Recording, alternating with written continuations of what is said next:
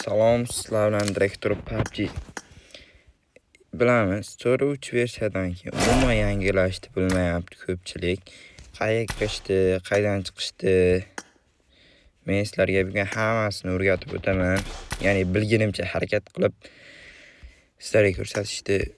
Masalan, o'zim bilgan narsalarimni sizlarga ko'rsatib o'taman, jigarlar.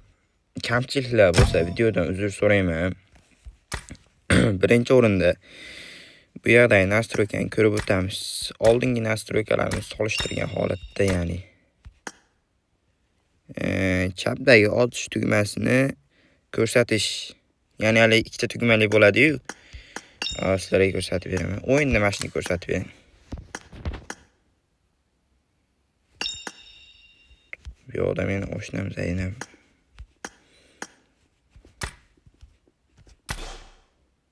Mana ochildi.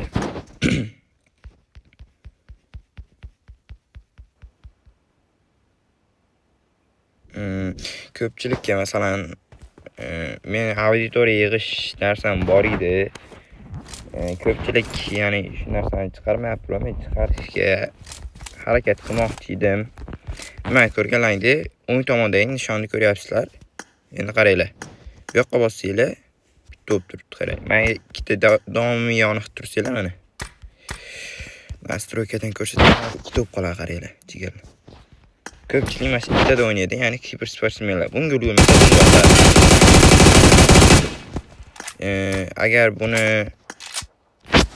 mana bu yerga turib, keyin mana bu yerdan nishon yoniq desa, nishon yoniq. Ya'ni nishon ko'rganingizda ikkita nishon ko'rganingizda mana bu yerda ikkita bo'ladi.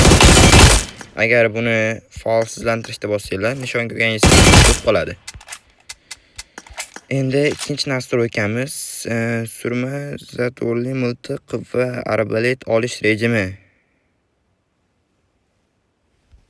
Ya'ni yerda turgan arbaletni olish deyapti menimcha bu.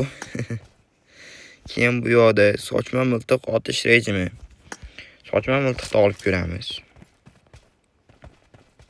Video ancha cho'zilib ketishi mumkin. Men ba'zi videolarni qirqib yuboraman.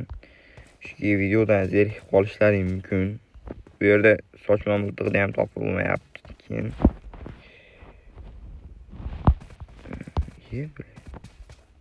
bunaqa miltiqlar yo'q shekilli.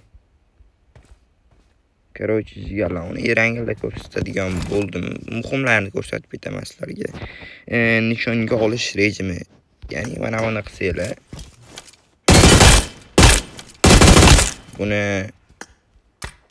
hozir bizga yosh bolacha narsalar ko'rsatadi deganlar adashasizlar. Chunki oldingi rejim o'ynaganlar biladi buni, lekin hozirgi rejim o'ynaganlar kamdan-kam biladi. Ya'ni yoshlar qiynaladi. Ba'zilar rus anaqalashsa bo'lishi mumkin. Ko'rib qolaveradi ingliz tilida. Hadisi vaqtida kamera aylanishi. Buni o'chib qo'yamiz. Qaranglar. Qo'l bilan surish qiyin. Ko'ryapsizlarmi? Sizlar endi qo'lim ko'rinmaydi. Giroskopdan surilaveradi, lekin qo'l bilan mana. Endi buni yoqib qo'yamiz. Endi qo'l mana. Giroskopda o'sib mana bu qo'l. Ketyapsizlar. Nima desam bo'ladi? Nishonga olyapsizlar mana. Ikkita dushman chiqdi, to'g'rimi? Qo'ldan hisob o'tasizlar. Endi buni o'chirib qo'yamiz. Endi mana.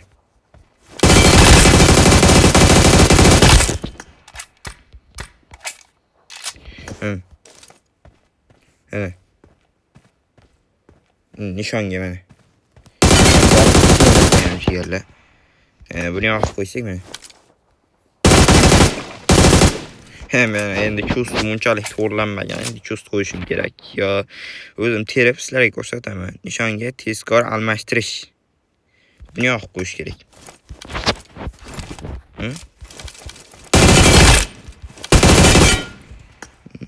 Nishonga tezkor almashtirish, ya'ni buni o'chirib qo'yishga maslahat beraman. Yonbosh nishon tugmasi. Yonbosh nishon tugmasini yoqib qo'ysak mana.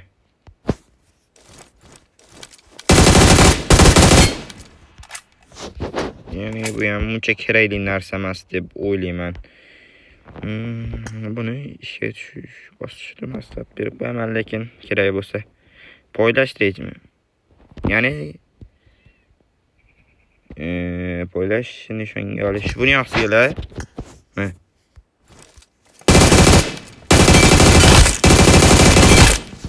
Buni o'chirib qo'yishni maslahat bermayman, chunki kimdir qo'li keladi, kimdir qo'li kelmaydi. Ingilish paytida kamerani aylantirish. Egilish. Egilish. Egilishmi? O'tirganlarga kamera. Endi buni o'chirib qo'yamiz. Yoniq qo'yamiz. Menimcha uncha sal. Endi bu yoqqa o'tamiz. Universal belgi degani, ya'ni buni yoqib qo'ysak